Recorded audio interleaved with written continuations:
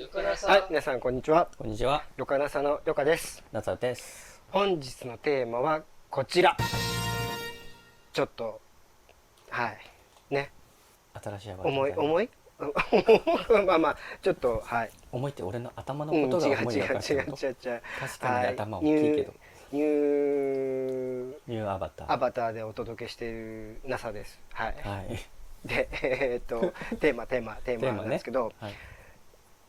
ここにはいじめって出てるのかな？もう出てるよ。あ、出てますね。もう出いじめてる出てる。ということです。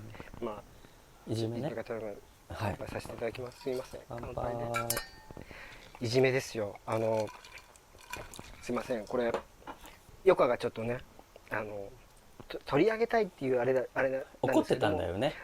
そうそう、いきなり今日怒ってたんだよね。ムカムカしてて、ね、ニュースとでご存知の方もいらっしゃるかと思うんですけど、旭川でうん。投資の件ね。女の子がね、いじめを受けて、まうん。あ、その後、ちょっと公園で投資で亡くなるってねいうちょっと悲しい、痛ましいよね。でうん。最近そのこの亡くなった女の子のお母様がうん。手記、まあ、弁護士通してこう手記を発表されて、実名も出されてね。そうその手記の内容を見て、なんだろうが、まあもちろんその今までもいじめとかっていろいろで、いじめを苦に自殺とかってニュースでいろいろこうあったりはしたんですけど、ちょっと今回その系統が違うというか、その手記をうん。見て、いやいやいや、そのもちろんね、いじめた方うんうんうん。をもう悪いとは思うんですよ。そうだね。なんだけど、うん。大人の対応、いわゆる、教育うん、教育者者のとしての、ね。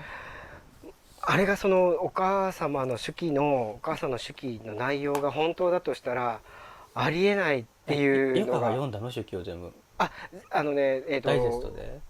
そうです。報道ベースかな。まあ俺ちょっとでも、聞いてないけど、見手てないけど。記、まあまあの量は読んでると思います。あ、そうなんだ。うん。うん。で、もしかするとちょっとデフォルメされてる部分がね、うんうん被害者、うんうんいわゆるまあ今回で言うと、もう被害者って言っていいのかなの、うんうと、ん親族としての、うん。思いが多分そこにはあるし、いや、何があれかっていうと、今回のその、女の子のお母さんって、結局その、いじめって悪いことなんだよっていうのを、そのいじめた子にも知ってほしいし、若い子にも知ってほしいと。うん。で、悲しい思いをする人たちっていうのが絶対出てくるんだよっていうことを分かってほしいっていう思いで多分手記を発表されてるんですよね。で、いじめた子を罰したいとか、うん。なんかそういう風ではないっていうのがなんか伝わってきたんですよ。うん。単に恨んでるとかそういうこと、まあもちろん恨みもあるとは思うんですけど、は一発出しちゃいますけど、もう横が一番ムカついたのが、い。うん。その当時、通っていた、うん。女の子が通っていた学校にお母さんがいじめがあるのでっていうことを言ったところ、うん。結局そのいじめた方のなんていうの、ごめんなさい、はっきりちょっと正確な言葉を言えなくてあれなんですけど、うん。加害者の、10人の未来と被害者の1人の未来、どっちが大切ですかで、10人でしょって、そんなのを冷静にこの10人の未来の方が大切でしょっていう言い方をしてることに、なんだろうん。う、それNASA もちょっと見たでしょ？うん、見たダイジェストでね。ね、うん。あれはありえないよね。うん。そうね。人が一人ね亡くなっちゃってるわけだかうら、んそれはダメじゃない？亡くなっねでそれは亡くなってなくて今もずっとそのいじめ抜かれていて分かってない人たちもいるかもしれないんだけど、まあ、これご覧の中でね人の中にもね、そうそう、まあそれもダメよ。それもダメだもけど、ちろんもちろんよ。その教育者が一人死んでもいい、なんていうの、殺されるっていうか、まあ、殺されてんじゃないけど、もしかしたら犠牲になってもいいっていうね。亡くなった人を、それはもう目をつぶりましょうと。ただそれを助けたというか亡くならせるような原因を作ったいじめをしていた人たちの未来を優先しましょうと。いやそうじゃなくて、だったらまず罰しようよと。ね、まず責任を取ってもらっうて、それは例えば中学生なら少年院もあるだろうし、じゃあちゃんと親御さんにその謝罪するもあるかもしれないけど、まあ、反省してそのプロセスがあって未来を語ってほしいよね。なんね、でまたそのうん、いじめの内容ももうかなり今陰湿がいじめあれやばいね。まあまあ今のご時世結局うん SNS 系のものが絡んで拡散されるっていうね。で、うんまあ、逆に言うと、今回いろんなところでこのことが話題になって、うんそれがいいか悪いかはごめんなさい、もう、余暇は何も言えないんだけど、結局そのいじめたと思われる人たちのことも結局もう SNS で拡散されてるわけじゃないですか。されちゃうよね、それはそれでもうね、この世の中うんで、だから自分たちがいじめに使った SNS で結局帰りを受けてるわけでしょ。そうだね。ね、もうなんかいやとにかくそのいじめっていうよりのことももちろん考えさせられはしたんだけど、もうその今回この関係してた教育者共同だけじゃなくてその担任の先生もね、なんか相談を受けた時に結局女の子が直接、いじめられてるっていうのを相談をして、で本人たちに言わないでくださいねって言ってるのに本人たちに確認をしてるっていう、バカじゃないのっていうなんだろまあね、おかしいね。ね、おかしいとは思う。まあ実際その当事者で僕はないので、そこにはいろんなそれぞれの事情があったんだとは思うんだけど、ただまあ報道されている内容だけで見ると明らかにおかしいかなと思うよね。これ今一応その第三者委員会で、調査が入ってるとかって言うんですけど、こういじめがあるないのことだけなのかな、調査対象って。結局その教育者側の処分みたいなのも、管理者責任みたいなものね、本来はあってもいいんだと思うよ。その第三者委員会であれされるのかな、どうなんでしょうね。あとはどうなんですかね。これ警察も結局さ、亡くなったのって2月に、行方不明になって、家を飛び出されて、行方不明になってその1ヶ月後の3月に公園でその凍死で発見をされているわけじゃないですか。ってことはそこに事件性がなければ結局警察って動かない。いやただ僕思うんですけど、いなかったんでしょ、ご実家には。一月ぐらい。そうだから行方不明ってことですよね。行方不明っていうのは絶対実験性あると思うんだけど。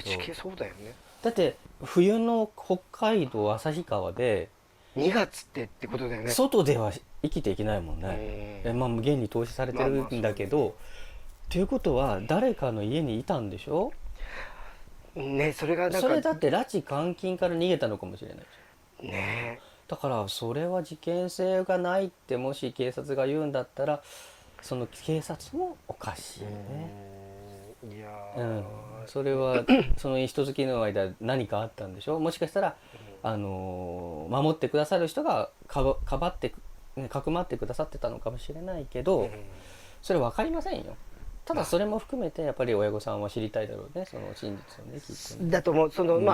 真実を知りたいし、かつさっき言ったんだけどやっぱり分かってほしいっていうところだよね。で余佳自身もね、この、ニュースとかになるようないじめの中身からするとそんなに被害度合いは全然弱い低いか方だとは思うんだけど、一応いじめと呼ばれるようなものには、あったことはあるので、それでなんかちょっと。それいつのこと？やっぱり中学校？中学なんですよ。やっぱなんか中学ってほら小学校ってまだそういういじめないよね、そこまで陰湿にはなくて、で中学でさ12歳3歳とかって思春期でまたグループも作りやすいというか、何々派みたいなね、なんか一番いじめが起きやすいなんか世代なのかなとは思います。そうだね。NASA はでももう中学校はいじめられてましたね。先生にもいじめられてたかな。その先生ので僕もともとその小中と体が弱くって、うん体育とかほとんどできなかったんですよ。えだから中学校とか見学をするようなことが多かったんだけど、やっぱただねゲイだし、まあ変わった子ではあったと思います。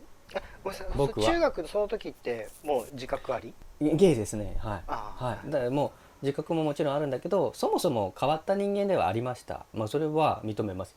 だから扱いづらかったからいじめられたんだろうっていうのは分かる。いじめられる人ってやっぱりちょっと変わってるんだよね。だからいじめられる側にも何らかのそのちょっと違う要因はあるんだとあ思う。れですね、某2チャンネル始められたはいはいはい H さんはいはいもう言ってますよね。いわゆるいじめ被害者にもうん非があるみたいな、まあ非とは言わないまでも変わってるから扱いづらかったり、原因があるっていうか面倒くさがあったり、そのなんかね癖があったり、まあ、それって僕全部当てはまるんで当然その先生も手を焼かれたんだろうと。で体育の先生なんかにお前どうせ暇だろ、そこの鉄棒にぶら下がっとけみたいな。いや体弱くてしんどいから見学してるのに、できれば教室で座ってたいのになんで鉄棒にぶら下がらなきゃいけないのっちて。ょっとなさ今ちょっとなんかこう哀愁漂ってたよ。向こう向いてこう今画面はみ出てる感じでなんかほらほらほらそうねなるほどね。まあもう言っちゃって大丈夫かな。何？その件はね結構大変だったんです。まあちょっとここからカットするかもしれないんですけど、はいそのもうそこで僕ブチ切れたんですよ。10分でぶら下がってて、落ちるじゃないですか。落ちたら先生が市内でケツ叩いたんですよ、5回ぐらい。まあ昔はそんなもんですよ。今じゃもうありえないけどね。もう30訴えられもんだよね。40年近く前の話だと思うんですけど、でさすがの僕もブチ切れて、でそのまま教員室に行って電話貸してくださいってどうしたのみたいなことになって、どうしたのって言って、いやいやちょっと電話したいのでって、できれば校長室に、入って電話したいんですけどって言ったら、いやそれダメだよってなんか止めに入ってきたのね、みんながね。でもその先生たちをこう押しのけて部屋があるとか分かってるから、もうだって普通に校長室ってか、ガラッと開けて「先生ちょっとすいません失礼します」電話かけたいんですけど「どうしたの?」って「先に電話かけさせてもらえますか?」って言って父の会社に電話をして、で父の会社の電話を覚えてたから電話をして、で父親にこういうことがあったんですって言ったら、それを聞きながら校長が「えっ?」ってなるじゃん。で「このまま家に帰りますね」って父親に言ったのね。でちょっと今日校長と帰りますって言って帰って、いや事実確認はできていないんですがなんとかかんとかって言い始めて、でもう一度代われっつって言って代わってもらって、もう帰っていいぞって当分行くなって言ってくれて、でその後何が起こったかっていうと、うちの父ね当時結構いろいろ人脈があった方だったので、まずね教育委員会から電話がかかりました。まあ普通そうだね。だからその場でかけてくれたんだよね、教育で。その後校長先生が？はい。いや違う父親が。父親が？お父さんが？でその後どっからかかってきたかったら、市長からかかってきました。事実かと。でその次に県議会議員からかかってきました。すごいね。で観念したみたいです。なんだろう、まあそれさ対象がっていうか先生だったからまだあれそうだし、大人だもんね。強さもあったわけじゃない、NASA 自身に、ね、確かにいじめられたっていう苦い経験はあるけど、こうそれをこうちょっと、跳ねのけていける部分も持ち合わせては気持ちよかったからかな。やっぱり気持ちが弱い人もいるわけじゃない？そう本当に自分にうちにこもるタイプの方ももちろん当然いらっしゃるから、そういう人たちは自分だけで親にも言えないこんな恥ずかしいことを親にも言えないみたあれでもいなことも当自然あるよね。分親には言えませんでしたよ、そういじめられてることは。そうそれだから親に言うことによって親が心配するっていうのも嫌がる人もいるし、そうそうそうそう。いじめられるような子供に育てたんだって思われるのも嫌だし、うんだからあるよねそういうのね自分を責めるタイプの人だったりちょっとプライド高めの人だったりなんていうの、そういう人は本当に僕はどちらかというと誰にどう思われようが関係ないと思っちゃうタイプなんですよ。人の目をあまり気にしないタイプ。僕ね中学はそうだったんですよ。うんだってそのいじめられた原因っていうのが女子バレー部に入ったことだったからね。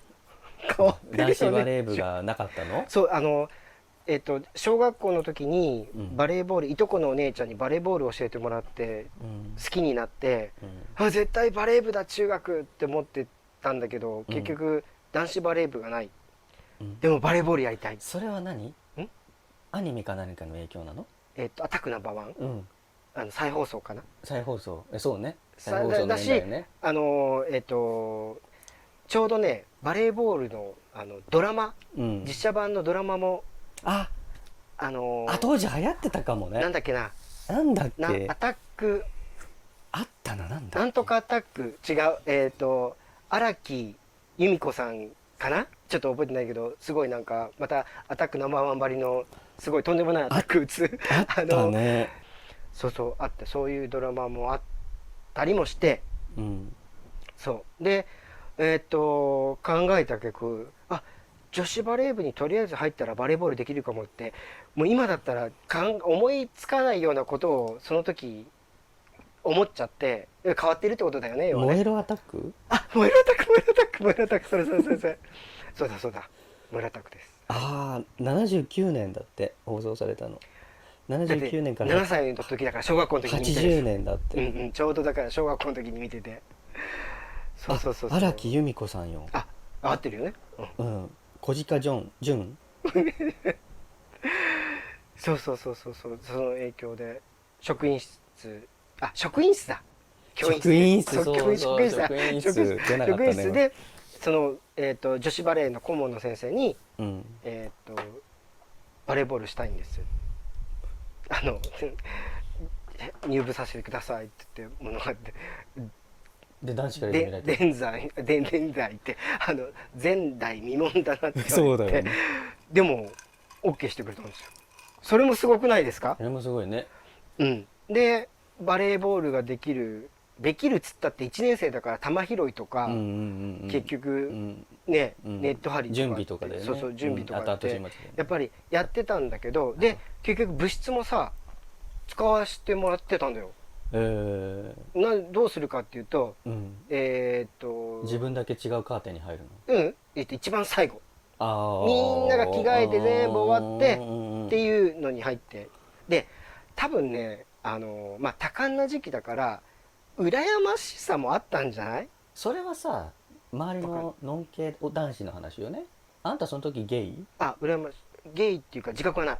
ないんだ。ないじゃあ余計にそうかもね。ないから、その本当にバレーボールがしたいっていうあれで気持ちだけだったから。なるほど。で部の中は分かってくれてて、別に、そうだけどやっぱり上級生の男性からすごい受けましたね。そうだろうね。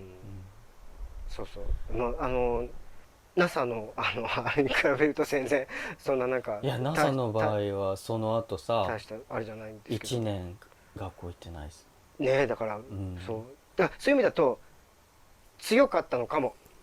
そうだね。でその1年間女子バレー部入ってていじめられてとかすごいなんかあれされて、だったんだけど、そのうち自分も一緒に入った1年の同い女子がさ、それ後半終わりぐらいから試合に出だすんですよ。で俺一生試合に出れないんだと思って、当たり前だよね。それは出れないでしょどう考えたって。と思ったら諦めたの？諦めたってんじゃなくって、男子バレー部を作ったんです僕が。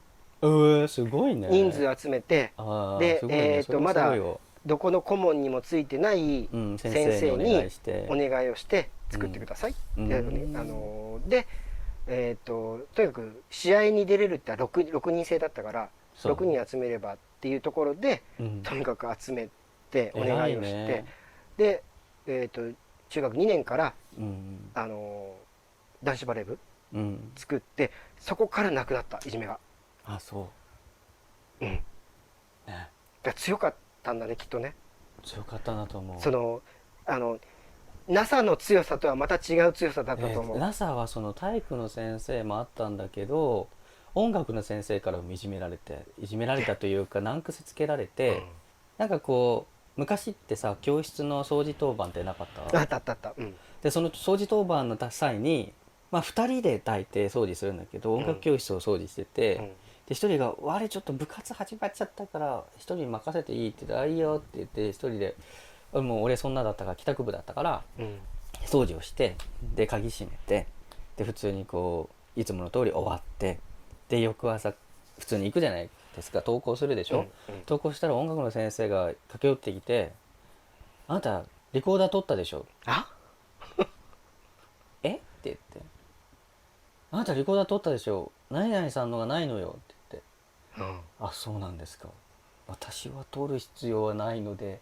取ってませんけど犯人扱いなんですか?」って言ってでまあちょっと保健の先生にそれ相談したのね、こんなこと言われたんだけど「いやそれはちょっとないね」って言って「あなた取ってないんでしょ?」って言ったら「うんないね」って言ってで翌日見つかったんですね普通に、その所持者が持って帰ってただけ、でなんか亡くなってるのが見つかったらしいとかって言って保健の先生から聞いてで音楽の先生からそれに謝罪がないので担任に言って「こうで謝罪してくれないんですけど」って言ったら「言ってはおくけど」って言うからでそれでまあ次の音楽の時間までに謝罪はなかったの、1週間後ぐらいだったと思うんだけどで担任の先生に「大変申し訳ありませんがそういう先生の授業を受ける気にはならないので音楽の授業はボイコットさせていただきます」と。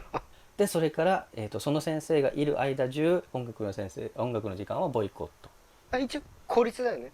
はい国立ですね。ごめんなさいなんか思い出させちゃいました。ごめんなさいね。全然大丈夫いやでもねなんかやっぱりなんかそういうさうん経験をさうんしてるとさうんまあ一緒くたにしちゃあれかもしれないけどさうんちょっと人に優しくなれたりしない？でなんだろう寛容にはなれるけどやっぱりちょっとその正義に反するなと思うのは嫌かもしれないよね。だからうんそういうのを経験してるからこそ多分厳しい目で見る部分もあると思うよ。そうだね。だけど、あれだよ先生がやっぱりいじめるはダメだよ。それはちょっとね。だからやっぱりどうしても多感な子供同士のいじめって絶対あると思うのね、なくせないと僕は思うんだけど、まあ、今回のね最初の話はあれはもう論外。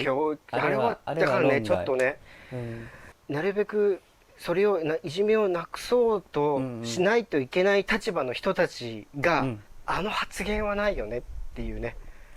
まあなくそうと思ってみんなが頑張ればどんどんその影に隠れて陰湿なものになっていくんだろうけども、まあ明らかに今回のはダメだね。教育者がダメだね。まあもちろんゼロに、そこに社会というか人が集まってる限り、で団体生活を送ってる限り、もうゼロっていうのはさ、ね。まああと本当にもし今その親御さんと同じようにいじめで悩んでいらっしゃる方がもしいらっしゃるんであれば、もうちょっとその公的な機関であるとかあるいはもう転校させてあげるとか。でも旭川のあれも転校はしてるんですよね。してるんだね。そうか転校後にもなったんだよね。転校ね。だからでも同じ学区じゃねかといってさ親も仕事があるからそこまで移動してとかなかなか思いつかないとは思うんだけど、それこそテレビ局にお願いするとか、だからいろんな議員さんにお願いしてみるとか、そうすると良かったかもしれないよね。